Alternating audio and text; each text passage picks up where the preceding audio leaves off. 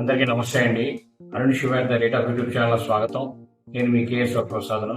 ఈరోజు మీకు వీడియోలో మన రాష్ట్ర ముఖ్యమంత్రి గారు నారా చంద్రబాబు నాయుడు గారు స్వర్ణాంధ్రని నిర్మించి వికసిత్ భారత్లో భాగం అవుతాం అని అన్నారు.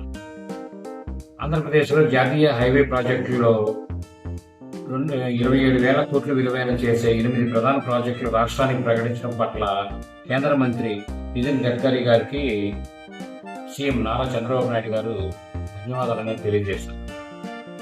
దీంతో పాటు రాబోయే ఏడాదికి 1,00,000 కోట్లు విలువ చేసే ప్రాజెక్టులు ప్రకటించాలని, అంతర్జాతీయ మౌలిక వసతులను ఏపీలో ఏర్పాటు చేస్తామని ధీమా వ్యక్తం చేశారు.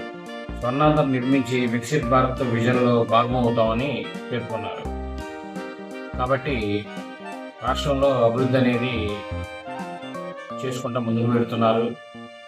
మనం ప్రతి ఒక్కరం మన బాధ్యతగా ముందుకు వెళ్తూ ఈ వీడియో మీరు పూర్తిగా చూసినందుకు ధన్యవాదాలు. మేము మరిన్ని వీడియో చేయడం కోసం లైక్ చేయండి, షేర్ చేయండి, తప్పకుండా సబ్స్క్రైబ్ చేసుకోండి.